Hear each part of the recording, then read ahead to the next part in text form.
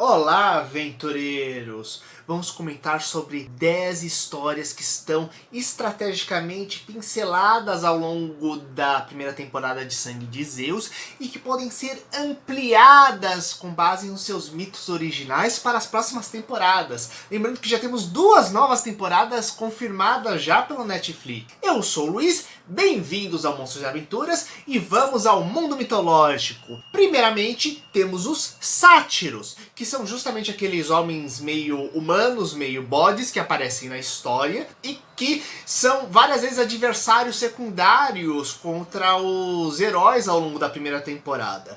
Então ficamos na dúvida se a gente não vai ter na próxima temporada ou nas próximas temporadas, né, uma cidade mostrando as civilizações dos sátiros, assim como nós tivemos dos centauros. Além disso, isso já faz a conexão com o próximo mito, que é justamente do deus Pan, o deus dos sátiros. Lembrando ainda por cima que estamos falando de uma série que ela mistura mitologia grega com toques de terror, meio estilo Castlevania, que inclusive é a mesma produtora.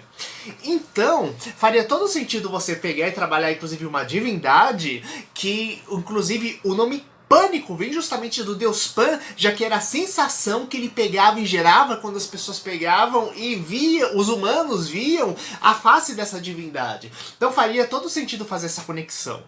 O que nos leva inclusive ao terceiro ponto, que é Ares. Ele tem 2 filhos da mitologia grega, que são Phobos e Deimos, o medo e o pavor, que inclusive dão nomes às luas do planeta Marte atualmente.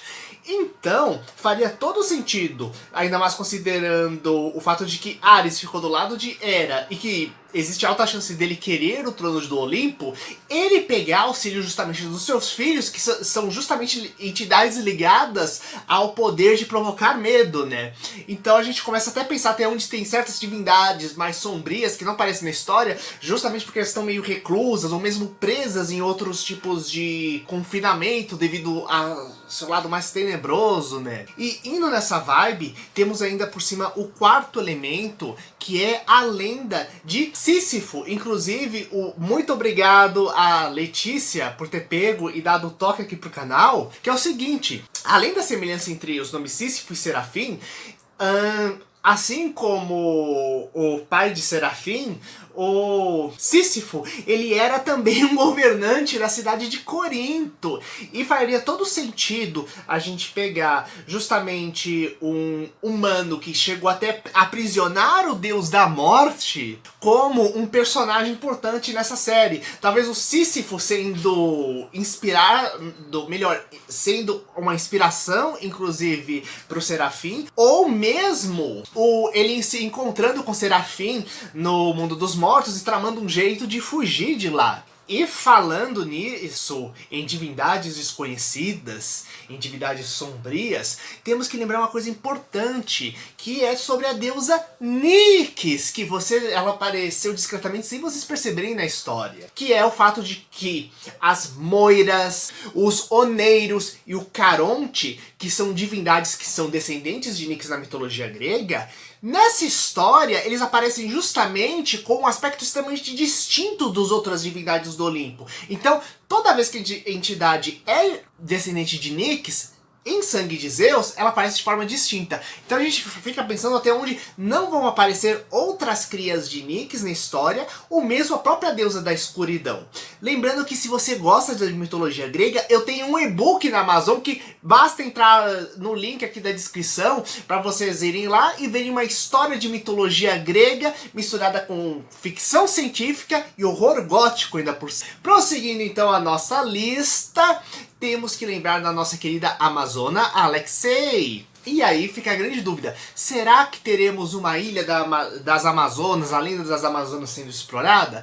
Isso seria uma ótima ideia, especialmente com o filme da Mulher Maravilha em voga, e sendo inclusive um dos principais promotores do interesse das pessoas da mitologia grega nos últimos anos. E se pensarmos em divindades pouco exploradas, em áreas outras pouco exploradas, temos que lembrar que temos os outros aliados da Alexei que aparecem na história.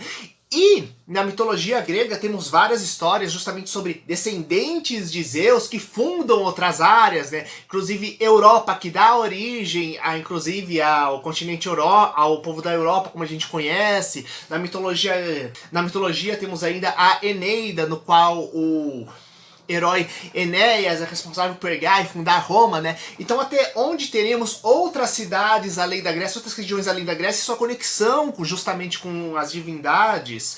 E a próxima, que é igualmente importante. Alguém, teoricamente, tem que pegar e treinar o Heron a usar os poderes dele. E se a gente perceber bem, entre as habilidades que temos justamente o arco mágico que ele usa, feito por Hefestos. Então faria todo sentido se a deusa Diana, a deusa caçadora das flechas, fosse quem pegasse e treinasse ele. Então, na torcida para que a deusa Diana, apareça na história, né?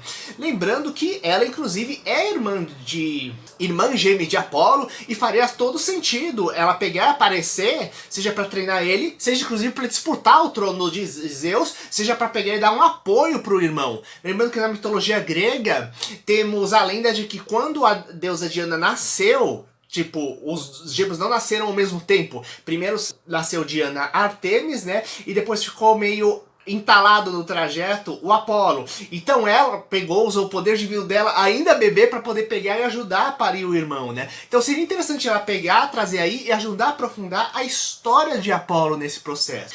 E dentro dessa conexão com Apolo, temos uma coisa importante, que é ainda por cima. Durante a história, temos vários momentos onde a deusa Hera usa justamente uma espécie de o velocino de ouro cobrindo ela. E temos que lembrar que na história do velocino, uma pessoa muito importante na história é a feiticeira Medeia, e que curiosamente era filha de Apolo.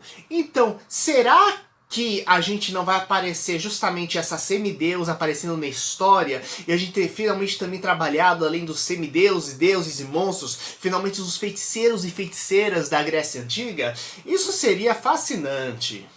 Prosseguindo, então, nós temos ainda por cima o mistério dos titãs. Afinal, a gente só soube de um e a gente nem ouviu o Cronos, né? Então a gente fica se perguntando se de repente a gente vai mergulhar um pouco mais na história do Cronos. Lembrando que a gente pode fazer uma coisa ainda maior, pensando que Cronos é o senhor do tempo, só que tem outras divindades do tempo, inclusive os dias, as horas e mesmo as Hespérides, que também são filhas de Nyx, a deusa da escuridão. Então a gente podia pegar e ter uma mega trama envolvendo todos os deuses do fluxo do tempo, o que seria fascinante. Talvez não para uma logo na segunda temporada, mas talvez na terceira, quarta, quinta, quantas continuarem ainda por cima, gerando um grande caldo para a história. Por fim, temos ainda por cima a grande questão, né, de que o que aconteceu com a alma de Zeus, né, no qual a gente tem toda a questão de todas as lendas envolvendo também os signos do zodíaco